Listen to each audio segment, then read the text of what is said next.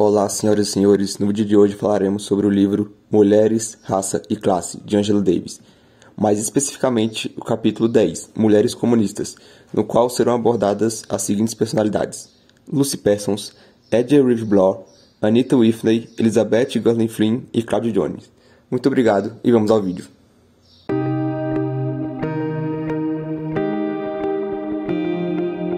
Lucy Parsons permanece uma das poucas mulheres negras cujo nome ocasionalmente é citado em relatos sobre o movimento operário dos Estados Unidos. Quase sempre, entretanto, ela é identificada apenas como a dedicada esposa de Albert Parsons, um dos mártires do massacre de Haymarket. Certamente, Lucy Parsons foi uma das mais ferrenhas defensoras de seu marido, mas ela era muito mais do que uma esposa leal e uma viúva revoltada que queria proteger e vingar seu companheiro. Como afirmado em sua biografia, sua atividade jornalística e militante a favor da classe trabalhadora, como um todo, se estendeu por mais de 60 anos.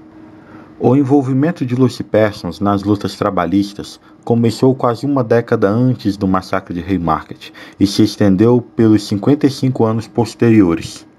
Sua trajetória na política abrangeu desde a defesa do anarquismo na juventude até a filiação ao Partido Comunista na idade madura. Nascida em 1853, Lucy Parsons se tornou ativa no Partido Trabalhista Socialista já em 1877. Nos anos seguintes, o jornal dessa organização anarquista, o Socialist, publicaria seus artigos e poemas, e Parsons também se engajaria na organização do Sindicato de Trabalhadores de Chicago. Após os tumultos instigados pela polícia, em 1º de maio de 1886, na Praça Haymarket, em Chicago, seu marido foi um dos 8 líderes operários radicais presos pelas autoridades. Lucy Parsons iniciou imediatamente uma campanha militante para libertar os acusados de Haymarket. Viajando pelo país, ela se tornou conhecida como uma proeminente líder operária e uma importante defensora do anarquismo. Sua reputação fez dela um alvo muito frequente da repressão. Em Columbus, Ohio, por exemplo, o prefeito proibiu um de seus discursos previsto para o mês de março, e ela se recusou a respeitar o mandato de interdição, o que levou a polícia a prendê-la. De cidade em cidade, os auditórios se fechavam para ela no último minuto. Investigadores se posicionavam em cada canto dos salões de reunião. A polícia a mantinha sob constante vigilância. Mesmo durante a execução de seu marido, Lucy Parsons e suas 2 crianças foram detidas por policiais em Chicago, um dos quais comentou, abro aspas, aquela mulher deve ser mais temida que 1000 agitadores, fecho aspas. Embora fosse negra, fato que, por causa das leis de miscigenação, ela ocultava com frequência, e embora fosse mulher, Lucy Parsons argumentava que racismo e sexismo eram ofuscados pela ampla exploração da classe trabalhadora pelos capitalistas.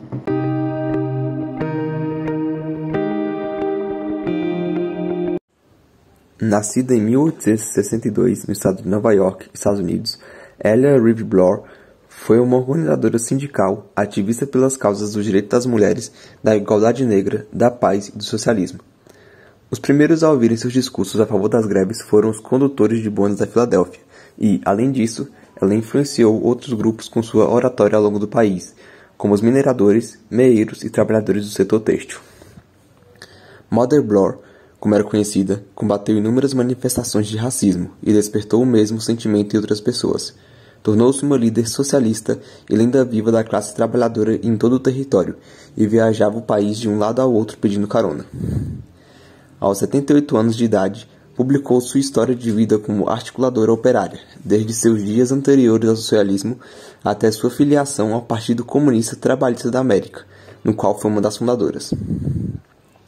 Uma história interessante de sua vida é do início da década de 1930, quando fez um discurso numa região do Nebraska, em apoio às mulheres que fizeram greve contra seus empregadores nas granjas.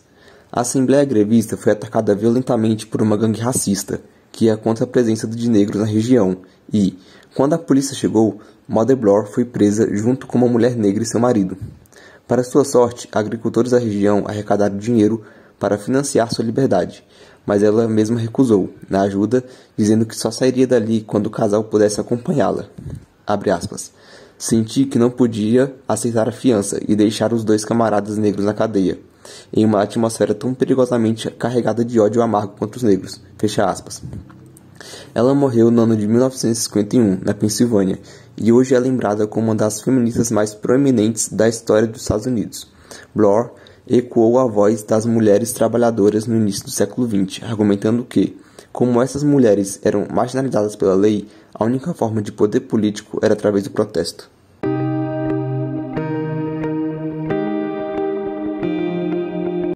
Nascida em 7 de julho de 1867, São Francisco, Califórnia, Estados Unidos. Morreu em 4 de fevereiro de 1955, São Francisco. Sufragista americana e política radical que teve destaque na fundação e nas primeiras atividades do Partido Comunista dos Estados Unidos. Anita era filha de um advogado e sobrinha de um ministro do Supremo Tribunal de Justiça. Se formou em uma respeitada Universidade Wesleyan, na cidade da Nova Inglaterra. Ela trabalhou como voluntária em projetos beneficentes de serviço social e logo se engajou ativamente na defesa do sufrágio feminino. Em 1914, Anita Whitney uniu-se ao Partido Socialista, apesar da indiferença do seu partido à luta do povo negro. Ela apoiou de imediato as causas antirracistas. Identificando com a oposição dos membros da ala esquerda do Partido Socialista, ela se juntou às pessoas e criaram o Partido Comunista Operário, em 1919. Logo depois, esse grupo se fundiu ao Partido Comunista dos Estados Unidos. O ano de 1919 foi marcado pelas infames incursões antirracistas, liderado pelo procurador-geral da época. Anita, mesmo sendo proibida de fazer manifestações ou até mesmo discurso, optou por fazer discurso ao movimento das mulheres ligadas à seção de Oakland da Liga Cívica da Califórnia, sobre o problema do lixamento do negro nos Estados Unidos.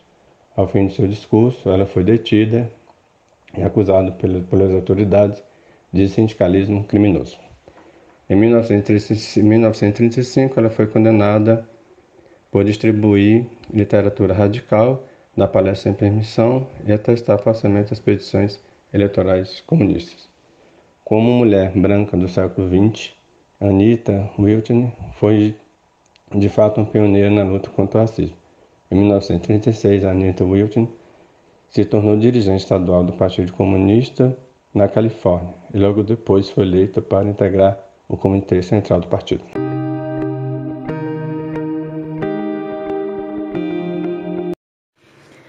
Elizabeth Gurley Flynn, ativista política e feminista estadunidense nascida em Concord, New Hampshire. A primeira mulher a liderar o Partido Comunista na América. Aos 10 anos, mudou-se com a família para Nova York, onde foi educada na escola pública. De uma família de socialistas, aos 16 anos ela deu sua primeira palestra. O que o socialismo fará pelas mulheres? No Harlem Clube Socialista. Como resultado de atividade política, ela foi expulsa da high school. No ano seguinte, passou a se dedicar exclusivamente a organizar a Industrial Workers of the World e liderar greves e organizar trabalhadores. Em poucos anos, ela tornou-se líder de movimentos trabalhistas na Pensilvânia, New Jersey, Nova York, Minnesota e Massachusetts. Apesar de inúmeras prisões, nunca conseguiram enquadrá-la como executora de atividades criminosas.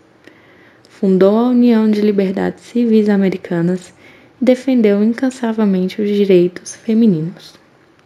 Juntou-se em 1936 ao Partido Comunista e passou a escrever uma coluna feminista no jornal do partido, The Daily Worker. 2 anos depois, ela foi eleita para o Comitê Nacional. Membro do Comitê Internacional durante a Segunda Guerra Mundial, continuou defendendo os direitos profissionais para as mulheres e foi eleita em 1942 para o Congresso como representante de Nova York. com mais de 50 mil votos. Presa em 1951, foi liberada 9 meses após, obrigada a prestar serviço por 2 anos na penitenciária feminina de Alderson, West Virginia. Publicou o livro The Alderson Story: My Life in a Political Prisoner, em 1955. O livro conta suas experiências na prisão e novamente foi presa em 1956. Desta vez, só foi libertada no ano seguinte. Tornou-se presidenta do Partido Comunista Americano em 1961, cargo que exerceu até sua morte, ocorrida durante uma de suas visitas à União Soviética. Um mês após completar 74 anos, ela morreu e foi enterrada no cemitério de Alden. Apesar de sua biografia e, consequentemente, as extremas dificuldades contra as quais teve que lutar, ainda hoje o comando feminino nos partidos de esquerda é muito raro. Imagine no início do século XX.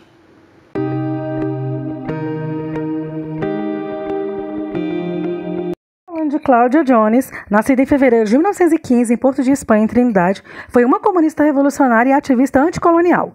Sua luta foi pela libertação dos trabalhadores, bem como defender as questões raciais e de gênero. Ela utilizava uma posição no Partido Comunista dos Estados Unidos para defender os oprimidos. Apoiava também causas de habitação, educação e assistência médica. Em meados de 1920, devido a dificuldades financeiras, ela migrou para os Estados Unidos. Em sua vida, ela participou de uma campanha para libertar 9 adolescentes negros conhecidos como os Scottsboro Boys, que foram falsamente acusados de estuprar 2 garotas brancas. Além disso, ela advogou para a maior diversidade em organizações progressistas e revolucionárias. Um de seus textos mais famosos é Um Fim à Negligência dos Problemas da Mulher Negra, publicado em 1949 na revista Political Affairs. Neste ensaio, ela fala sobre a dimensão da dinâmica do sistema de opressão a que eram submetidas as mulheres negras. Johnny priorizava a necessidade de acabar com o racismo e o chauvinismo em todas as suas formas, e que essa batalha dos sexos oprimia e dividia ainda mais os trabalhadores, impedindo-os de reconhecer os seus interesses mútuos e se libertar desse sistema capitalista. Jones se desenvolveu como organizadora e jornalista, escrevendo para o Jornal do Partido Comunista dos Estados Unidos, o Daily Worker, e é editora do Weekly Review, Liga dos Jovens Comunistas. Em 1948, foi eleita para o Comitê Nacional do Partido. No mesmo ano, Jones foi presa sobre o Schmidt Act, por ensinar o marxismo. Foi presa mais 3 vezes e deportada para a Inglaterra em 1955, aliando-se ao Partido Comunista da Grã-Bretanha, que era o único que falava sobre imperialismo e desigualdades raciais da época. Na Inglaterra, ela trabalhou na organização do Notting Hill Carnival e comandou o jornal caribenho The West Indian Gazette, sempre atualizando seus leitores sobre as lutas anti-imperialistas. Cláudia Jones faleceu em 1964, defendendo sempre as causas do socialismo, e nunca deixou de trabalhar incansavelmente para a erradicação do colonialismo e do imperialismo ao redor do mundo. Isso é tudo, pessoal. Espero que tenham gostado do vídeo sobre esse conteúdo tão difícil de encontrar nas plataformas digitais. Não esqueça de compartilhar com os amigos para eles saberem mais sobre essas mulheres que ajudaram a melhorar o mundo na luta feminina.